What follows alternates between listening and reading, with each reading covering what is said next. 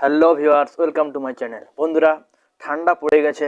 এই ঠান্ডার সময় আমাদের কাশির সমস্যা বড় থেকে শুরু করে সবারই শুকনো কাশির সমস্যা প্রচুর পরিমাণে এই ঠান্ডার সময় বৃদ্ধি পাচ্ছে। বন্ধুরা, বিশেষ করে বাচ্চাদের একটু ওয়েদার চেঞ্জ হলে, একটু আবহাওয়ার পরিবর্তন হলে জ্বর, সর্দি, কাশি ইত্যাদি বিভিন্ন ধরনের অ্যাকিউট ডিজিজের সমস্যা প্রবলভাবে বেড়ে যাচ্ছে। তার মধ্যে প্রধান যে রোগটি বেড়ে যাচ্ছে সেটা হচ্ছে ড্রাই কফের সমস্যা, শুকনো কাশির সমস্যা। কাশি সাধারণত দু ধরনের হয়ে থাকে, একটা হচ্ছে ড্রাই কফ, একটা হচ্ছে ওয়েট কফ। ওয়েট কফ বলতে কি, যখন আমরা কাশির সাথে কোনো ধরনের মুখ দিয়ে মিউকাস বা সেলসা নির্গত হলে তাকে আমরা ওয়েট কফ বলে থাকি। আর ড্রাই কফ হচ্ছে ইরিটেটেড কাশি গলার মধ্যে খুসখুস করে গলা সুরসুর ধরনের এক ধরনের উদ্ভব হবে, কাশি প্রচণ্ড তেজ হবে, কিন্তু কাশির সাথে কোনো রকম কফ নির্গত হবে না, একদম শুকনো স্পাসমোটিক ধরনের কাশি হবে। কাশি বুকের মধ্যে যখন কফ জমে থাকে, চেস্টের মধ্যে যখন ইনফেকশন হয়ে যায়, বুকের মধ্যে যখন কফ জমে যায়, তখনই আমাদের শরীর সেই কফটিকে বের করে দেওয়ার জন্য কাশির সৃষ্টি করে। কিন্তু যখন আমরা কোনো কারণে অ্যালোপ্যাথিতে অ্যান্টিবায়োটিক ব্যবহার করি বা কোনো কারণে এই কফ যদি বুকের মধ্যে বসে যায়, তখন আমাদের কাশির সাথে কফ বের হয় না। শরীর কাশির সৃষ্টি করে কফটাকে বের করার জন্য, কিন্তু কফটা চেস্টের মধ্যে বসে যাওয়ার কারণে সেই কফটা বের হয় না, যাকে আমরা ড্রাই কফ বলে থাকি। বন্ধুরা, তো বন্ধুরা, আজকে আমি এই ভিডিওতে সেই জন্য ড্রাই কফের শুকনো কাশির জন্য এমন একটি হোমিওপ্যাথিক কম্বিনেশনের কথা শেয়ার করব। এমন একটি হোমিওপ্যাথিক কম্বিনেশন মেডিসিনসের ব্যাপারে আমি আপনাদের শেয়ার করব, যে কম্বিনেশনটি ব্যবহার করলে আপনাদের ড্রাই কফ, শুকনো কাশির সমস্যা অ্যাকিউট হলে 2 থেকে 1 দিনের মধ্যে পুরোপুরিভাবে ঠিক হয়ে যাবে, এবং ক্রনিক ক্ষেত্রে 5-6 মাস 1 বছর ধরে থাকলে 2 থেকে 3 মাসের মধ্যে পুরোপুরিভাবে ঠিক হয়ে যাবে। বন্ধুরা, তো বন্ধুরা, এই ভিডিওর সবশেষে আমি আমার পার্সোনাল ওপিনিয়ন শেয়ার করব। ড্রাই কফের ক্ষেত্রে এই মেডিসিনটি প্রেসক্রাইব করে আমি কত % সফলতা পেয়েছি, সেই জন্য ভিডিওটি আপনারা অবশ্যই শেষ পর্যন্ত দেখবেন। তো বন্ধুরা, আমি ডক্টর এমডি শাহরুখ। তাহলে দেরি না করে চলেন শুরু করা যাক।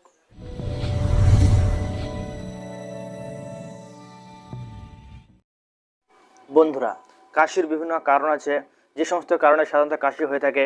আমি আমার প্রিভিয়াস আগের একটা ভিডিও তৈরি করেছি ওয়েট কফ নিয়ে, যে নাম হচ্ছে বনিক হাসান কফ কম্বিনেশন। আমি কারণ সমস্ত কিছু শেয়ার করেছি, আপনারা চাইলে সেই ভিডিওটি দেখে নিতে পারেন। সেটি ওয়েট কফ, কাশির সাথে যদি কফ বেরোয়, সেই ধরনের কাশির জন্য খুবই ইফেক্টিভ একটি কম্বিনেশন। তো আজকে এই ড্রাই কফ কম্বিনেশনের মধ্যে যে মেডিসিনটি আপনাদের প্রথমে নিয়ে আসতে হবে সেটি হচ্ছে হয়োসামাস 30 পটেন্সিতে। SBL, WSI বা ডক্টর র্যাকব্যাক যে কোনো কোম্পানি আপনারা নিয়ে আসতে পারেন। হয়োসামাস কী করে? হয়োসামাস শুকনো কাশির জন্য খুবই ইফেক্টিভ একটি মেডিসিন। শ্বাস বন্ধ হয়ে যাওয়ার মতন কাশি, রাত্রে প্রচণ্ড তেজ কাশি বেড়ে যায়, শুলে কাশি বেড়ে যায়, গলার মধ্যে সুরসুর করে তার জন্য কাশির উদ্ভব হয় ইত্যাদি ক্ষেত্রে হয়োসামাস 30 পটেন্সিতে খুবই ইফেক্টিভ একটি মেডিসিন। এই কম্বিনেশনের নেক্সট যে মেডিসিনটা আপনাদের নিয়ে আসতে হবে সেটি হচ্ছে রুমেক্স 30 পটেন্সি। SBL, WSI বা ডক্টর র্যাকব্যাক যে কোনো কোম্পানির ব্যবহার করতে পারেন। রুমেক্স হোমিওপ্যাথিতে অ্যাজ এ ড্রাই কফের জন্য খুবই ইফেক্টিভলি কাজ করে থাকে, এবং খুবই ভালোভাবে প্রতিটি ডাক্তার শুকনো কাশির জন্য এটি ব্যবহার করে থাকে। শুকনো কাশি যদি ঠান্ডা বাতাসে, একটু ঠান্ডা বাতাস লাগলে, রাত্রেবেলা শুয়ে থাকলে যদি বেড়ে যায়, সেক্ষেত্রে গলার মধ্যে যদি নিয়ত সুরসুর করে, যার কারণে যদি কাশির উদ্ভব হয়, সেক্ষেত্রে রুমেক্স খুবই ইফেক্টিভ একটি মেডিসিন। গরমকালে কাশি কম, কিন্তু একটু মাত্র ঠান্ডা বাতাস লাগলে যদি কাশির সৃষ্টি হয়, সেক্ষেত্রে রুমেক্স খুবই ইফেক্টিভ একটি মেডিসিন। সবার লাস্ট যে মেডিসিনটা আপনাদের নিয়ে আসতে হবে সেটি হচ্ছে কালি বিচ 30 পটেন্সি। এটি আপনাদের 30 পাওয়ারে নিয়ে আসতে হবে। এটি শুকনো কাশির জন্য খুবই ইফেক্টিভ একটি মেডিসিন।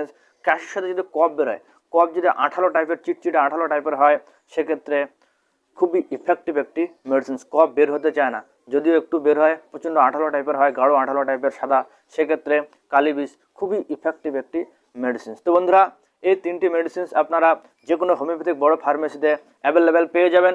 তার সাথে ওষুধটি যাতে ভালো করে মিক্স করা যায়, সেই জন্য একটা 100 ml খালি কাঁচের শিশি সাথে নিয়ে আসবেন। যে কোনো ফার্মেসিতে আপনারা অ্যাভেলেবেল পেয়ে যাবেন। তারপর কি করতে হবে? এই যে 3টি ওষুধ আমি বললাম, হয়োসামাস, রুমেক্স এবং কালি বিষ 30 পটেন্সিতে, এটি আপনারা সেই 100 ml খালি শিশিটাতে আপনারা বরাবর মাত্রায় মিক্স করবেন।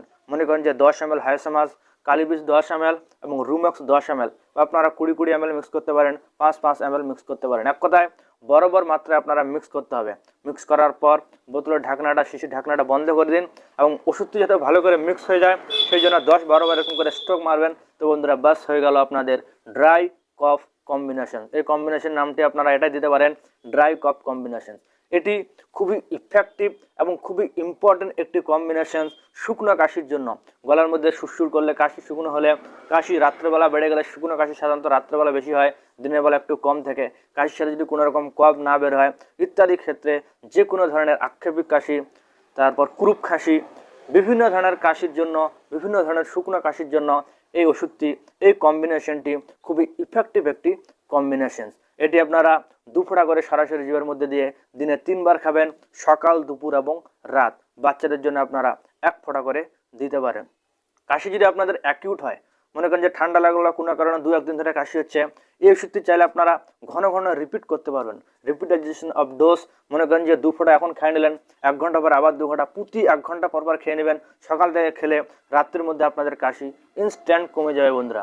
আর কমে যাওয়ার পর দিনে 3 বার করে খেতে পারেন, সকাল, দুপুর এবং রাত। এবং যদি আপনাদের ক্রনিক কাশি হয়, বহুত অ্যালার্জিক কাশি, অ্যালার্জিক কফের সমস্যা থেকে বহুত বছর ধরে কাশির সমস্যা, অনেক মেডিসিন ব্যবহার করছেন, এলোপ্যাথিক কফ সিরাপ ব্যবহার করছেন, কাশি ঠিক থাকছে, মেডিসিন বন্ধ করে দিলে কাশি আবার হয়ে যাচ্ছে, সেক্ষেত্রে এই মেডিসিনটি আপনারা 2 থেকে 3 মাস ব্যবহার করবেন, আপনাদের কাশি পুরোপুরিভাবে ঠিক হয়ে যায় বন্ধুরা। তো বন্ধুরা, এখন যদি আমার পার্সোনাল এক্সপিরিয়েন্স, পার্সোনাল ওপিনিয়নের কথা শেয়ার করি, ড্রাই কফের জন্য বা যে কোনো ধরনের কাশির জন্য আমি খুবই কমই কফ সিরাপ ব্যবহার করি।